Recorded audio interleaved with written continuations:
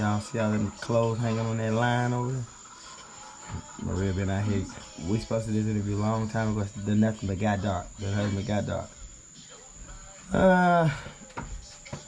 Obviously everybody watches the channel. We already know who you are. If this is your first time catching an interview from Maria, tell us your name, age, where you from. Let's move on. And part 3 interview, we won't have to do this no more, I promise. Alright. My name's Hannah. From Alabama. Yeah. I'm 32. I got a wonderful husband. Name, age, and where you from. 3 beautiful children. No, we ain't doing it that way. Beautiful. You may ask my next question or you may play the anthem. Play the anthem. You can offer me a diamond-plated pearl. You can send me all the riches in the world. You can tempt me with the palaces of kings. I'd give them back in a big old sack and keep the simple things. Alright, so I struggled for a topic, and I keep shifting this camera over them clothes over there because it brings me to the only topic we're going to talk about. Understood. These clothes over here, people don't know, we having a yard sale coming up. I'm going to make it real quick, not emotional. My grandma made his old clothes. We're moving them out. And well, grandma Mary's been monumental to Hannah, but we're going to skip that. We ain't going to make her talk about it because we don't want to choke her up. That's right. The topic we're going to talk about is the in-law. The in-law's perspective of the wife. Did I say that right? Clean it up. You know what I'm talking about. In-law. And, well, it ain't your turn to talk. Big Ghost. Big Ghost turn to talk. I thought you were asking me. I thought I was we gotta answering do the the introduction. Gosh. These clothes here were monumental, and the reason why is because Maria said over and over, she struggled. Y'all get a cat. Get a cat. She struggled trying to, well, you know, I don't want to say worriate, but she worriated trying to get herself into the family and finding acceptance, and grandma Mary's who did it for her. That's right. So, Maria, my beautiful, lovely wife who I love so much, can you give us a briefing? Because on the husband side, we just kind of invite y'all to the gatherings and drag y'all along, but we don't know the feeling. I've known some of the feeling from what you discussed. Tell us real right and uncut the feeling how it feels to be drug along, well, in your case, to a cross-culture gathering, being introduced and hoping to be accepted by family. The first time is a nerve-wracking feeling because... Cap. Alright, let me be honest. Did you feel thrown off because of your skin color? Yeah, a little bit. But how about the way you talk? Yeah, a little bit. But I will say that it's because I hadn't seen such big family before. I haven't seen so many family members gather in one area and love each other, care about each other, good food, good time, good music.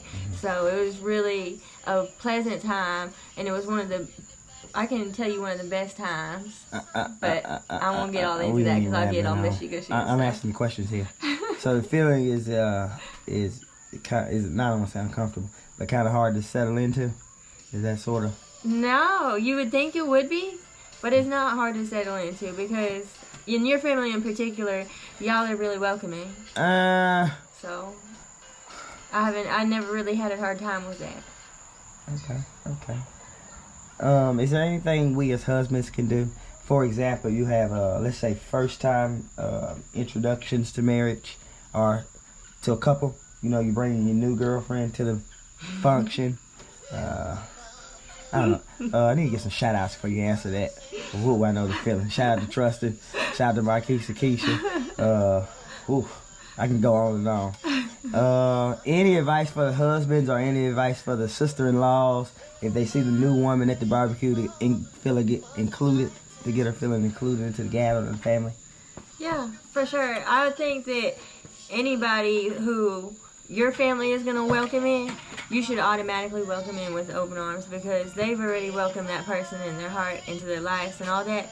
So you have to at least be receptive and open to the person when they arrive, in my opinion. What if we as the man, the boyfriend, the husband, what if we feel uncomfortable? We might feel like y'all family, or we might feel like our family might not like y'all.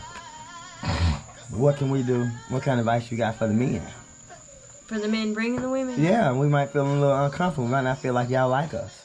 We might not feel like y'all like our woman. Be confident in the woman that you bring. That's right. You gotta be confident in the woman you bring, because you can't just bring just anybody. You gotta make good choices in who you bring around your family so that they don't look you upside your head. That's right. When you bring a clown, I guess you deserve to be looked upside the head. That's right. Well, I will say that I won't make this about you and I, as I promised I would. But in my case, I found myself compliments to you.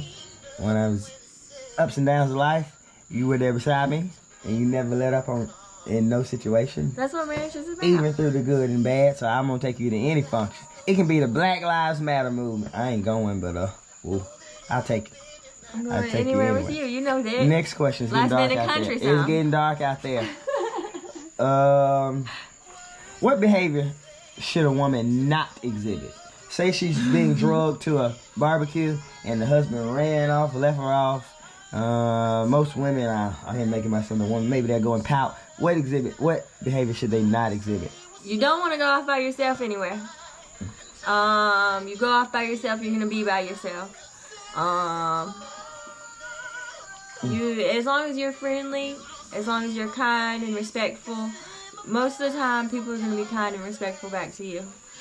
I mean, it's just like anybody else, any other place you would go to. As long as you're respectful to people, you get that in return. So if you don't want to run off and be by yourself, and obviously you want to be respectful, that's the easy answer. What kind of tactics can a woman do if she's at a function, first time there? For men, we do things like take out the trash to make ourselves feel included. Give some women advice. What can we do? Yeah, put your hands on something. Go where the women are. Introduce yourself. Let them know who you are, who you're with, and ask them, do they need help with anything. I mean, you always want to put your hands on something, because at functions, everybody knows there's a lot of cleaning up, there's a lot of cooking, there's a lot of getting ready, so you can always do something to help prepare.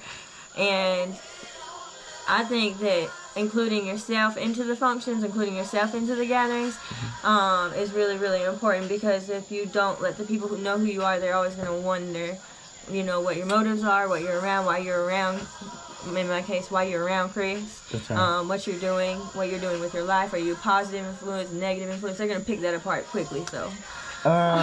It's getting dark. My song going off. Got chicken to cook. School night. Last question. Yes. We wrapping this sucker up. Quick 7-minute interview. Straight to the point. Bi-culture, biracial. That is skin color. What's the biracial advice you get for them? Yeah. What's been your biggest adjustment, and what's your advice? And we're going to tell them thanks for watching and get up out of here. Because I don't know why they sit through this and listen to you for 10 minutes anyway.